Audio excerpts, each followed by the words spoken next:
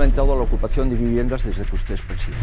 Ocurre porque hay una mafia en el gobierno que está alentando el ataque a la propiedad privada. La ocupación es un delito y que el presidente del gobierno promueva este tipo de delitos como tantos otros es un abuso de poder intolerable al que nos... Viviendas ocupadas el 0,056%, datos del Ministerio de Interior. En este país hay más de 3 millones de viviendas vacías. Es falso, es mentira que la ocupación sea un problema en este país.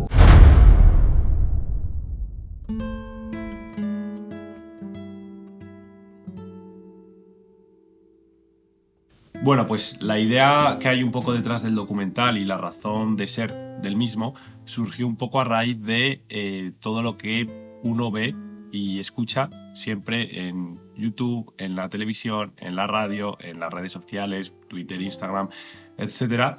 Y yo lo que veía era una visión muy polarizada al respecto. ¿Qué opina usted de la ocupación? Pues yo opino que cuando hay unas personas que no tienen dónde vivir, pues tienen que buscar algo, ¿no? La ocupación no está mal, venga de donde venga. Me parece de puta madre cuando está enfocada para familias y cuando no está enfocada, cuando es para ocupar los edificios del banco, la verdad, no te voy a mentir. Pues que es un delito. Es un delito cuando tú ocupas algo o robas algo, es un delito. Pero el gobierno tenía que tener más ayuda para estas personas, no tienen nada. Muy complejo el tema porque si lo ha ocupado una madre con sus hijos a casa de una señora que es su única casa, no sé, que ha habido casos. Ahí tendría que haber más tacto en el momento de desocupar o ocupar la casa. Me parece muy bien que las ocupen en casas que estén vacías, que no viva nadie, pero de casas a señores mayores eso me parece de puta pena. Que no tienen más remedio a lo mejor algunos que hacerlo. Pero es lo que se mete para hacer fiesta, para estorbar a los vecinos. Eso ya es peor, pero hay matrimonio con niños que no tienen dónde vivir. Creo que la mejor forma que tengo para informarme sobre este tema es contactar con los diferentes perfiles que rodean el fenómeno de la ocupación. Cada uno tiene su opinión, hay opiniones que son diferentes y que son contrarias, pero creo que la manera más honesta de poder formarme un juicio es de esta manera. Vale, pues nos vemos en 2 horas, 2 horas y media. Venga, un abrazo, hasta ahora.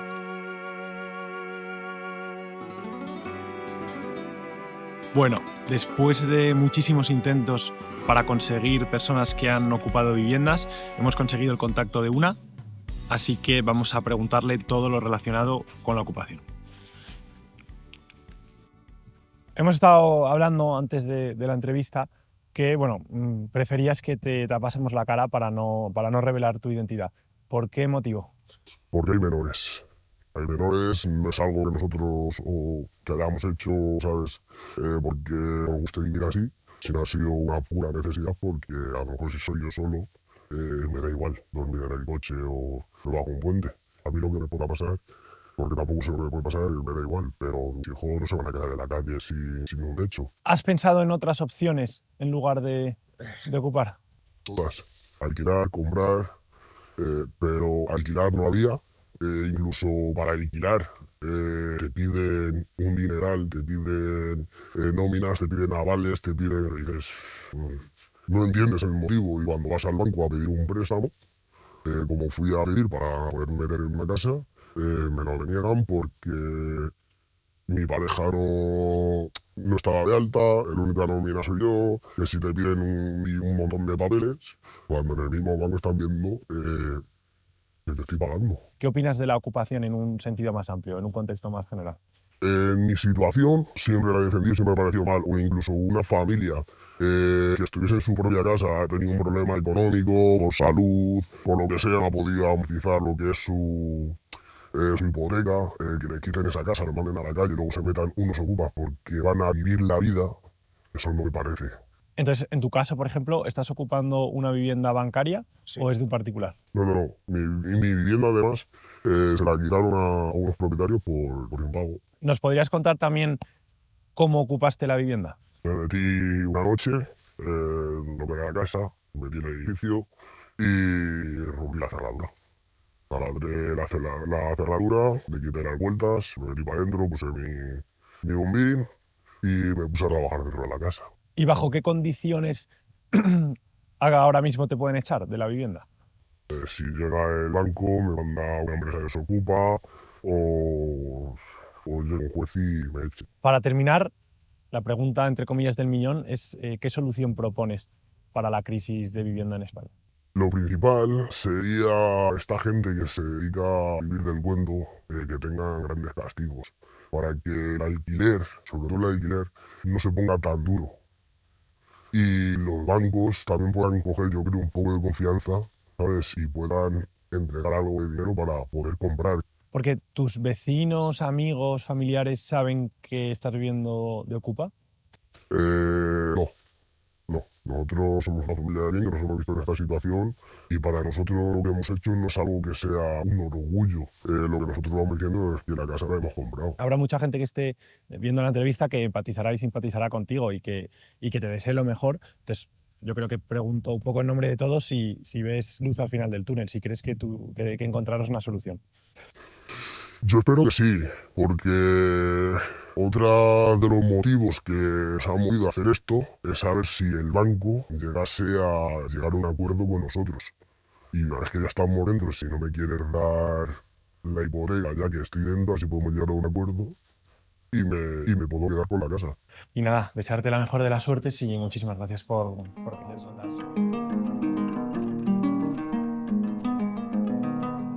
Creer que la ocupación es un problema de buenos y malos o de blanco y negro es no tener ni idea de la ocupación. Perfectamente habrá buenas personas, habrá malas personas, habrá personas que ocupen por X motivo, habrá personas que ocupen por Y motivo. Pero bueno, yo creo que al fin y al cabo lo que debemos es respetarnos y tolerarnos unos a otros e intentar buscar una solución de acuerdo un poco a lo que tenemos.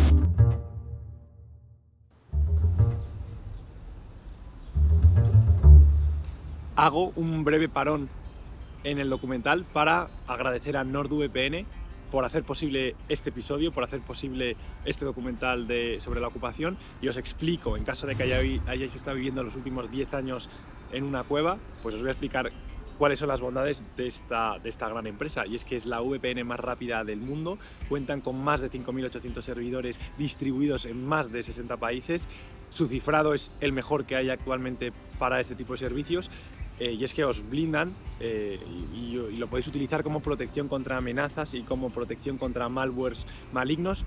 ¿Por qué motivo? Bueno, pues porque tienen el cifrado AES-256, que es el que utiliza ni nada más ni nada menos que la NSA para cifrar sus documentos clasificados como top secret. Además, podéis estar conectados 6 personas simultáneamente con 6 dispositivos, es decir, que si sois una familia lo pueden tener todos los miembros de vuestra familia e incluso os sobrarían dispositivos. Además, he hablado con los chicos de NordVPN, que siempre se portan genial con nosotros, y nos han hecho un descuentazo que es el siguiente: por 2 años de contratación de NordVPN os regalamos 4 meses completamente gratis. Así que si os ha gustado el documental o si os está gustando y queréis apoyar el canal y queréis apoyarles, que nos han dado libertad absoluta para grabarlo y para hacer lo que queramos, yo creo que es una compra que yo la llevo usando 3 meses y es algo increíble y me está sirviendo de gran ayuda, y creo que a vosotros os puede aportar muchísimo valor. Así que muchísimas gracias y seguid viendo el documental, que os va a flipar. Bueno, estamos yendo ahora, hemos quedado con Tomás Oliva, que es director comercial de Guarantee Loans, y bueno, ellos básicamente, por ponerse un poco en contexto, son intermediarios financieros entre los ocupas y los bancos. Así que nada, vamos a ir a preguntarle cosas y mitos o no mitos sobre los bancos, sobre las entidades financieras, la relación con la ocupación, la relación con los créditos y con las hipotecas, y a ver qué tiene que contarnos. Para empezar, quería preguntarte, ¿cuál es tu perspectiva sobre la ocupación en España? Es un problema que los políticos nos han generado por su dejadez. Eso es lo que veo de la ocupación. ¿Cuál es para ti la solución a corto, medio y largo plazo a este problema en España? Pues es muy fácil. Generar vivienda social con leyes apropiadas, no que sean alquileres ad eternum, ¿sabes? Sino con viviendas temporales, que es lo que deberían de ser. ¿Cómo ve la entidad bancaria el fenómeno de la ocupación en España? Bueno, lo ve como un problema, pero lo ha asumido. Bastante en contra de lo que la gente se cree. Los bancos no están muy por la labor de desocupar casas. Están por la labor de recuperar su dinero, porque las entidades bancarias se dedican a prestar dinero y a recuperarlo. Esa es la misión de un banco. Si una propiedad bancaria es ocupada, ¿cuál es el protocolo o las acciones que toma el banco? ¿Cómo se maneja la situación legalmente? Bueno, el banco lo que hace es que agrupa sus inmuebles y le encarga la gestión a terceros, que en este caso somos nosotros. Nos encargan que mediemos, ¿no?, con la familia que esté ocupando la vivienda. ¿Existen entonces programas o alternativas ofertadas por los bancos para facilitar el acceso a la vivienda? Sí, sí las hay. Sí, hay muchos bancos que tienen su propia cartera de vivienda social, que o bien la aportan o bien la gestionan ellos. ¿Y los planes suelen ser acuerdos con el gobierno o con entidades sociales? Más con entidades sociales que con el gobierno. Bueno, no sé si hay pactos detrás de eso, supongo que sigue, ¿no? Pero yo creo que son más con entidades sociales y con sus propias fundaciones. Casi todos los bancos tienen una fundación para esto. Hay una especie de creencia popular sobre que una de las razones por las que hay ocupación es porque le interesa a estos grandes fondos. Es decir, que ellos pueden comprar viviendas que están ocupadas, desocuparlas y venderlas a un 40% de su valor. ¿Es esto cierto? ¿La ocupación existe hoy en día en España debido a estos intereses económicos? En absoluto. Primero, una cosa. Todo el mundo ha tendido maliciosamente en llamarles fondos buitre. No sé por qué. Porque realmente si no hubiera sido por los fondos que vinieron a España a rescatarnos, a rescatar a los bancos, el problema aquí habría sido tremendo. ¿Qué factores consideras que han llevado al incremento de la ocupación en los últimos años? Desastrosa política de vivienda, desastrosa, coyuntura económica muy mala y luego el deseo de los fondos por irse rápido. ¿Podríamos hacer una diferenciación dentro de la ocupación entre los distintos ocupas y sus intereses o sus necesidades?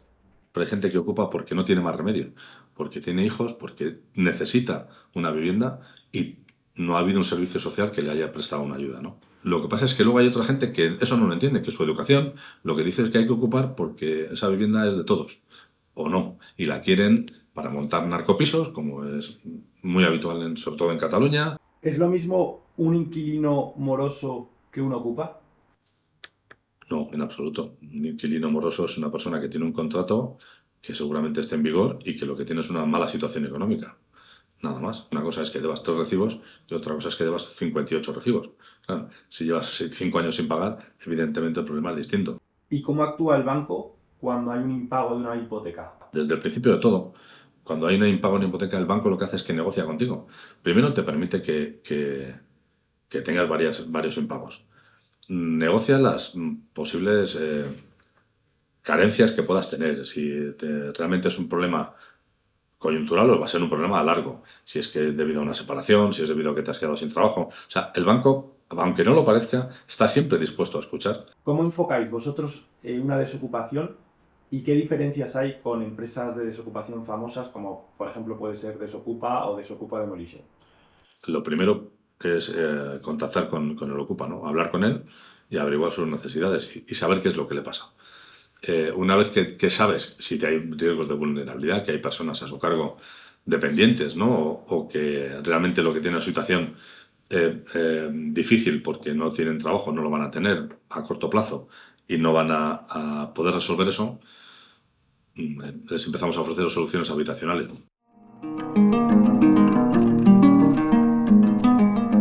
Pues nada, contacté con Ángel porque había contactado previamente con él para grabar un episodio para el podcast, para el canal de YouTube, y me gustó tanto como quedó que pues se me ocurrió un poco a raíz de eso hacer el documental sobre la ocupación. Y evidentemente en un documental sobre la ocupación una persona que es propietaria o que es dueña de la empresa de desocupaciones o una de las empresas de desocupaciones más grandes de España, pues creo que tenía un papel vital en este documental.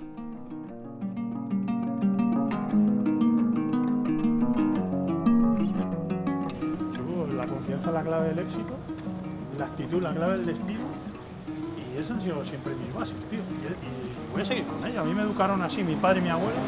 A mí no me van a pillar nunca en un renuncio. ¿Es preocupante el fenómeno de la ocupación en tu opinión? O, dicho de otra manera, ¿qué opinas de la ocupación? Bueno, claro que es preocupante. Al final le hemos puesto la palabra ocupación. Yo casi lo diría más bien robar. ¿Cuál consideras que es la solución a corto, medio y largo plazo para el problema de la ocupación? Pues hay varias formas. Una sería con un decreto de un día para otro, que creo que no se podría hacer porque habría una alarma social, es inviable. Y otra es pues facilitar todas estas casas que hay vacías de fondos buitre y banco, pues que puedan meterse familias y gente que realmente lo necesite, que pongan pues unos alquileres sociales. ¿Podrías describir el proceso de desocupación de una vivienda? No es lo mismo sacar una familia, evidentemente que es una cosa que hay que tratar con mucha delicadeza, mucha pinza, mucho factor humano, o sacar, pues digamos, un narcopiso, no tiene nada que ver. ¿Qué recomiendas o qué recomendaciones tienes para alguien que ha sido víctima de la ocupación? Si estás en un piso, evidentemente una alarma suma. Pues si no vives en el piso y tienes alarma, pues una radio que cada X se encienda una hora. Si tienes perro, le metes el perro. Al final, pero lo que es más factible y lo que yo veo mejor, que siempre y lo más legal, es, cuidado que no me malinterprete la gente, es el tema armas. Si tú tienes un arma como tirador deportivo o eres cazador y tienes tu arma metida en tu casa, ahí pasaría Guardia Civil armamentística. Y eso es ipso factus. Y, por ejemplo, en el caso de una persona a la que no le han ocupado, pero cree que le pueden ocupar, y es una tercera vivienda o cuarta o quinta, ¿cómo puede evitar esto también? Pues, por ejemplo, poniendo un contrato de alquiler de un familiar, o sería mejor empadronando a alguien en esa casa. Y en el caso de que te hayan ocupado ya la vivienda, de que haya ocupas viviendo en tu vivienda. Yo hablo desde mi persona. A mí me ocupan la vivienda, voy a mi casa, meto la cerradura y me encuentro que hay alguien, yo no aviso a nadie. Yo me voy 4 compis, patadón dentro, lo mantengo, digo que me han robado y punto. ¿Has notado diferencias en el perfil de los ocupas? Nos hemos encontrado de gente necesitada, puedo decir que te encuentras una de cada 100. Eso de que la gente se queda en la calle, que tal, esto no es África, ni es un tercer mundo. Nos hemos encontrado desde narcopisos, familia, que ya te digo que en la familia tratamos con mucha pinza, no se deja nadie en la calle, se les da un tiempo, se habla, se saca el factor humano, e incluso puedo decirte que he llegado a casos que he desestimado por enfermedad o por lo que sea, y yo no los trabajo, o sea, no. ¿Qué intereses crees que hay detrás del fenómeno de la ocupación? Lo he dicho muchas veces y no me cansaré de decirlo. Digan lo que digan los banqueros. Hay 3-4 millones de casas vacías. De hecho, a veces se trabaja para gente que compra una propiedad que está ocupada y revende. Y tiene el doble de ganancias. ¿Cuánto cuesta una desocupación?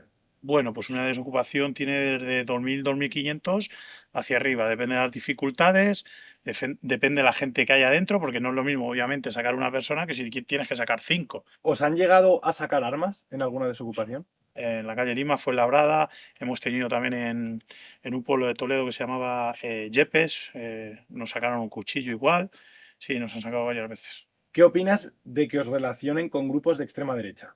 Yo soy apolítico, lo diré 1000 veces, no he votado nunca, seguiré sin votar, y que bueno, al final el criterio de cada uno, que me digan nazi, que me digan fascista, ¿qué tal?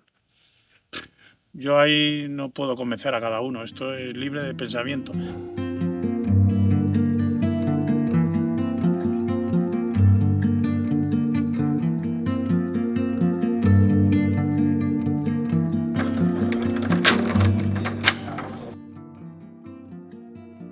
Bueno, estamos con los propietarios de este piso en Torrejón y bueno, si nos gustaría, si podéis, contarnos qué ha ocurrido. Bueno, pues era una, se supone, amiga mía. Ella me pidió ayuda porque no tenía, la echaban de un piso y no tenía dónde irse. La dejé el piso de mi hermano para que ella pudiese vivir con un pequeño alquiler. No se hizo contrato, no se hizo nada y resulta que a los 3 meses, 4 meses dejó de pagar, ni luz, ni agua, ni nada. Entonces le empecé a decir que se fuese, que necesitábamos el piso para mi hijo Y pasó de nosotros como de comer mierda y ha estado así pues 1 año, 2 años. O sea, imagino que habréis intentado de todo, habéis llamado a la policía, ¿qué procedimiento habéis No. Hemos denunciado, hemos intentado... Nosotros no hemos llamado a la policía, la llamó ella. La llamó ella. La llamó ella, pero nosotros denunciamos, pero la denuncia se fue... Dijeron que estaba sobreseída porque no había pruebas. Vale. Entonces ya intentamos por el ayuntamiento pedir ayuda por eso, como tampoco pudimos, porque como no estamos empadronados no podíamos solicitar ayuda aquí, pues al final ya tuvimos que tomar medidas un poco más drásticas. ¿Qué ha sido contratar a demolición? Lo de que ella llamó a la policía, ¿por qué motivo llamó ella a la policía? Porque ella nos daba largas. Ella que nos decía que sí, que quedábamos para hablar y pasaba, la surgía siempre algo, hasta que un día me mosqué y dije, bueno, pues como te ha surgido, yo vengo aquí y hablo. Claro. Y no me moví de la puerta y como la estaba dando y según ella aporreando y demás, llamó a la policía que la estaban acosando.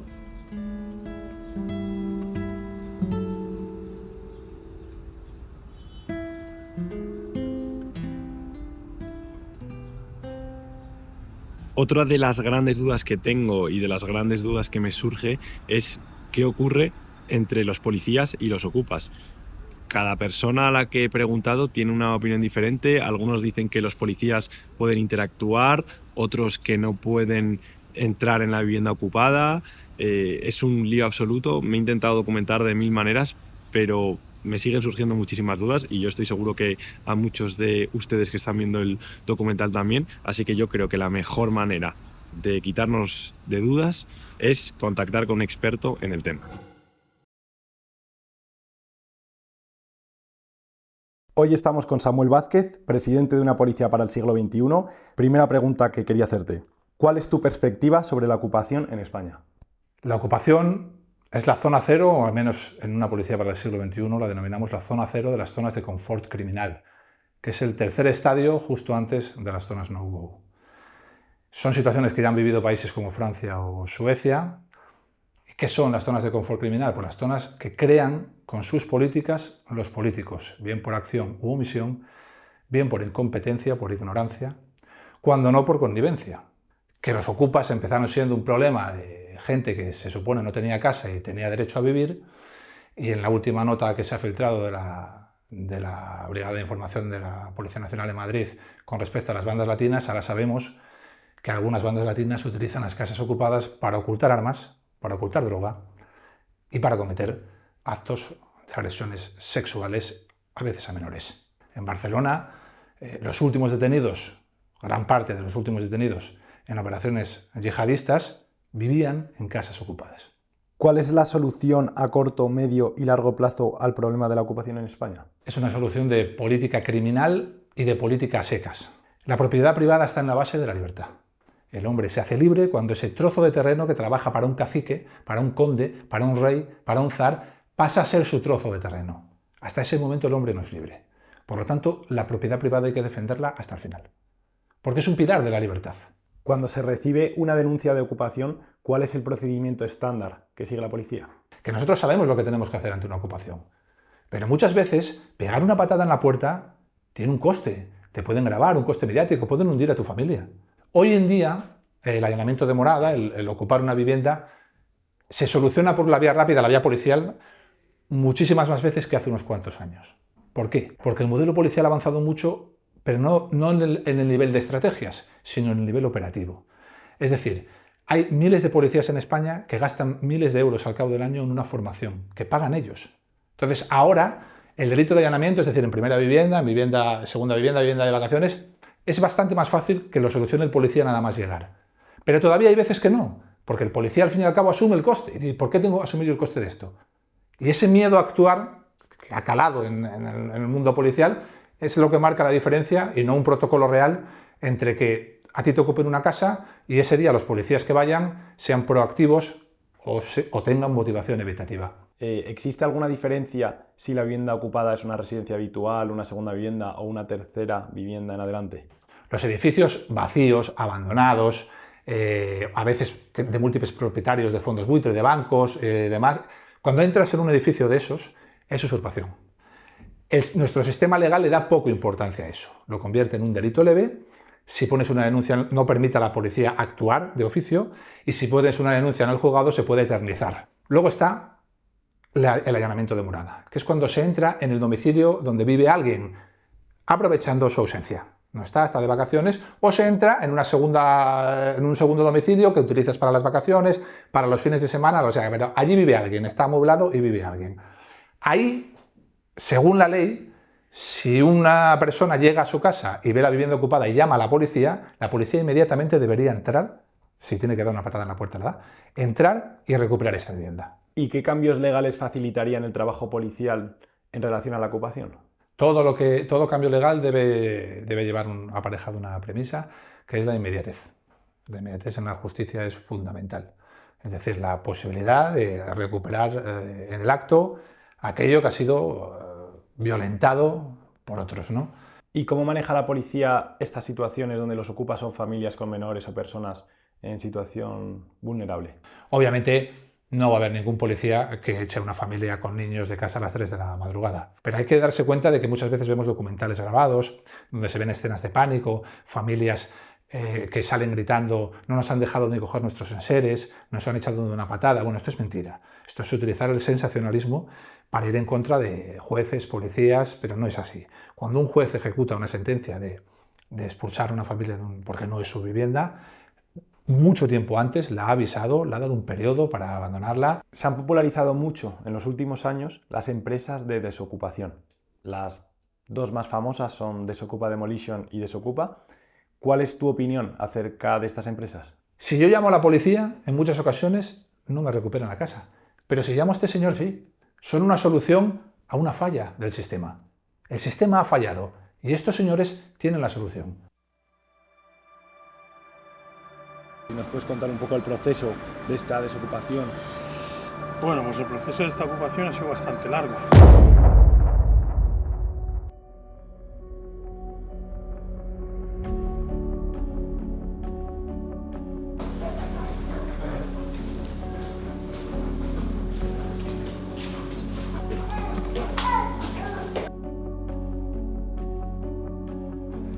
Es lo que tiene el tráfico. El tráfico de estupefacientes.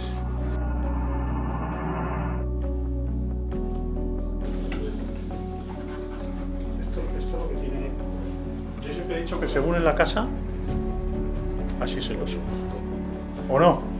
¿Sabes lo peor de todo? Que tenían niños, tenían un bebé. Esto es necesidad. Una persona con necesidad se lleva las cosas, las ordena, lo recoge y se lo vuelve a llevar a otro lado. No lo deja aquí tirado. Mira, graba ahí para que lo veas. Graba. Vas a flipar. Mira. Eso no es necesidad, eso es desorden, tío. Yo creo que no hay mayor descripción que poner un plano de la propia casa. Hay aquí teléfonos móviles y tablets que hay como 8, 10, 12. No sé si serán robados, si los habrán usado para delinquir o porque estaban fichados, no lo sé, pero vamos, que esto está en condiciones infrahumanas. De hecho, nos ha contado el propio Ángel que había aquí niños, y no sé, sinceramente, pues es que tener aquí a niños, mira, aquí hay de hecho una cuna, y para mí tener a un niño viviendo bajo estas condiciones me parece que debería, si no lo es, ser un delito. Así que usted es la propietaria de esta vivienda, Sí, ¿correcto? soy la propietaria. Pues si nos puede contar quién era este individuo o quién eran estos individuos. No, era un señor que vino a la puerta de al lado, me dijo que si se la podía alquilar, no sé, me daba como un poco de eso, pero al final me convenció de que yo conozco a tal, que son tal, que soy buena gente, que tal. Y a los 6 meses me entero de que era un ocupa que había habido en la puerta de al lado, que vinieron a reformar la vivienda porque estaba haciendo lo mismo que en mi casa. Tuvo un tiempo que le costó la fianza, que mira, que es que ando ahora un poco mal, y yo dije, mira, se rescinde el contrato, porque tenía que meter unas cosas que le habían regalado. Y luego ya se actualizó y fue pagando normalmente, bien, y luego ya empezó a decaer. Y le dije que se tenía que ir porque yo lo necesitaba para mi hijo. Pero nada, que es que no encontraba, que el día 15 de febrero me tenía que entregar la llave. Me dijo que sí, nada, no me la entregó. Luego después buscó una empresa de desocupación para que los hablaran con él a ver si se ponía de acuerdo. Le dieron un tiempo, 2 meses, luego otros meses más, y al final quería más tiempo y ya le dije no, más tiempo no. ¿Cuánto tiempo ha estado sin pagar? Desde marzo, pero cada vez que decía de subir a su casa siempre era un impedimento.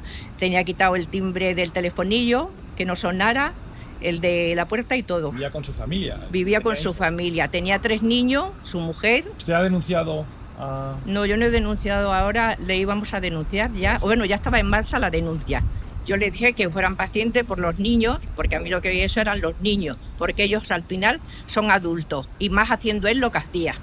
Que podemos lo que sabemos todo el mundo. Que puede parecer que haya indicios de que se vendían estupefacientes. No, es que puede ser.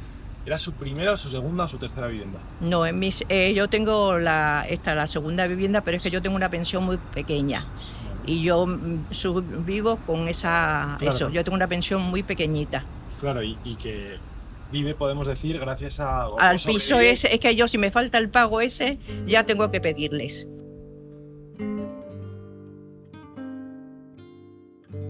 Ahora vamos a hablar con Víctor Palomo, es abogado especialista en el derecho a la vivienda, es además miembro del Sindicato de Inquilinas de Madrid y bueno, hay una serie de cuestiones de la cual estoy seguro que todos tenemos muchísimas dudas y nos genera incertidumbre sobre la dificultad para acceder a un piso en Madrid, y no solo en Madrid, sino en las grandes ciudades españolas. Tengo también serias dudas que me gustaría resolver sobre cómo afectan las subidas de tipo al precio de la vivienda, al precio del alquiler. ¿Qué ha cambiado desde el año 2008 y cómo hemos llegado a esta situación actual? Bueno, pues desde el año 2008 han cambiado mucho la situación en el derecho de la vivienda, porque en principio la concepción que había de vivienda antiguamente era en base a la propiedad. Pero claro, llegó la crisis de 2008, que era, respecto a la vivienda, era conocida como la crisis de las hipotecas. Hubo un aluvión de desahucios por impagos en las hipotecas y eso derivó a que hubo un gran conflicto social. En 2009 ya se aprobó la ley de SOCIMIS, la ley que permite a los fondos buitre operar en España. Eso trajo consigo que en el 2012 se habilitaran una especie de beneficios fiscales y fue cuando llegaron muchos de los fondos buitre que a día de hoy operan en España. Al igual, se modificó la ley de arrendamientos urbanos, la ley de alquileres, para reducir mucho los derechos de los inquilinos y de las inquilinas y mediante esa forma pues ya teníamos el campo perfecto para que se diera una burbuja de los alquileres. En consecuencia, durante todos estos años lo que hemos visto ha sido cómo el mercado de los alquileres se iba excluyendo a mucha gente. Por eso vemos como la edad media de independizarse en España son los 30 años. ¿Cómo percibes el fenómeno de la ocupación en España? Bueno, en primer lugar hay que decir que la ocupación en España no es tanto como sale en los medios de comunicación, no es esta alerta, no tenemos una situación dramática, sino que es cierto que el delito de usurpación, que esto sí que aclararlo, el delito de usurpación sí que aumentó hasta el año 2017, coincidiendo con los estragos de la crisis del 2008. Sí, lo que vemos es que hay una sobreexposición en los medios de comunicación, sobre todo desde el año 2019, en el cual se opta por señalar la ocupación como un enemigo. Se creó un enemigo para dar una respuesta a los problemas que había de vivienda ante la población, ¿no? Se generaba un enemigo que era el ocupa. ¿Qué balance encuentras entre el derecho a la vivienda y la propiedad privada? El derecho a la vivienda en este país nunca se ha tratado como algo ejecutivo, algo que tú puedas llegar al juzgado y decir, oye, tengo un derecho a la vivienda. No se puede solicitar. El derecho a la propiedad sí. ¿Cómo influyen los problemas relacionados con alquileres y fianzas en el fenómeno de la ocupación? Pues bueno, si tú te miras los datos, ves que hay unas realidades sociales muy difíciles y que hay una exclusión del mercado y que todo esto ha sido provocado. Por tanto, si este país se tomara en serio el derecho a la vivienda, como dicen los tratados internacionales, estaríamos hablando de unas soluciones reales desde las políticas públicas a la vivienda. ¿Qué soluciones o cambios legislativos propondrías para abordar los desafíos relacionados con el derecho a la vivienda en España? En primer lugar, hay que prohibir a los fondos buitres operar en España mediante la derogación de la ley de SOCIMIS. En segundo lugar, se tiene que aplicar una regulación de precios real y efectiva para que el precio del alquiler esté asociado a un patrón. Por ejemplo, vamos a ponernos así un poco simple, al valor catastral de la vivienda. Desincentivar fiscalmente los alquileres abusivos. O sea, a partir de unas ganancias de X, pues tú vas a dejar de ganar dinero y así es una forma de desincentivar que la vivienda suba y suba. Bueno, no voy a decir la eliminación, pero la disminución bastante muy radical de los pisos turísticos. Porque los pisos turísticos lo que hacen es sacar vivienda que es para alquiler habitual, para que haya vecinos en los barrios, pues lo hacen para que sea un negocio de uno que desnaturaliza los barrios. Se tienen que legalizar empresas que rozan la ilegalidad, como serían las empresas de Desocupa o todas estas que abiertamente hacen tareas, hacen ya una actividad pseudo-delictiva. También un parque de vivienda público, pero real. Y eso no solamente pasa por la construcción de viviendas, sino que ya si vemos que existen, tenemos miles de viviendas en manos de la Sareb, que eso ya se pagó, por parte de todos y todas, pues eso tendrá que ser vivienda pública.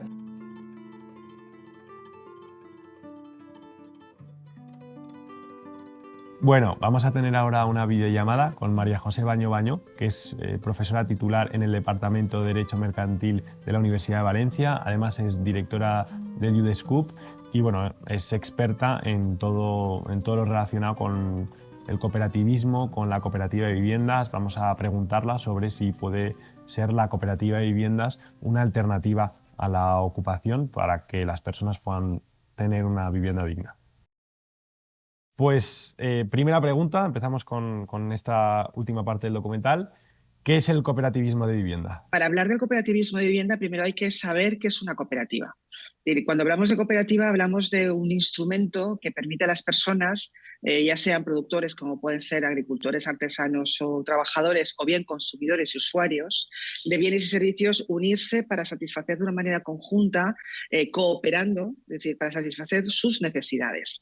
¿Cuáles son las necesidades que atienden estas cooperativas? Pues pueden atender a un empleo porque necesitan trabajar, o el acceso, pueden necesitar acceder a bienes o servicios. ¿Qué buscan? Las cooperativas buscan fundamentalmente viviendas, procurar alojamiento para las personas que las integran. Incluso pueden participar en ellas entidades públicas y entidades sin ánimo de lucro, de varias modalidades de cooperativas. Primero las puras adjudicación, luego las combinadas, adjudicación de vivienda, disolución con gestión de elementos comunes, y luego la más importante, hacia las cooperativas en cesión de uso. ¿Por qué? No se quedan en propiedad los socios, sino que estamos generando una especie de alquiler asequible, ¿vale? Lo que sería el equivalente, para que me entendáis, a una especie de alquiler asequible. ¿Por qué? Pues porque la cooperativa es la que mantiene la propiedad, la titularidad del inmueble, ¿vale?, bien a título propio o bien en colaboración con las administraciones públicas, y son los usuarios tienen eso, el uso, se les cede el uso de la misma. Ese terreno puede ser público o privado. Si es privado no hay ningún inconvenio, ningún problema, porque se puede haber generado un fondo por parte de todos los socios que pueden tener gran capacidad económica, pero cuando no hay tanta capacidad económica, las administraciones públicas lo que están haciendo, en ese caso tenemos la posibilidad de sacar a licitación el suelo público, establecer un canon que consista en una vivienda para la administración pública titular del suelo, y luego dárselo para la gestión durante 99 años, y puedes estar viviendo ahí primera, segunda, tercera generación en ese complejo de viviendas. Tenemos el programa de autoconstrucción, pero también tenemos el problema que el programa está vinculado con el de la aparcería urbana, que se trataría de generar cooperativas, una cooperativa que esté participada por los usuarios de la vivienda ocupada junto con el propietario de la vivienda. De alguna manera hay una relación legal, que legalicemos la situación y que todos seamos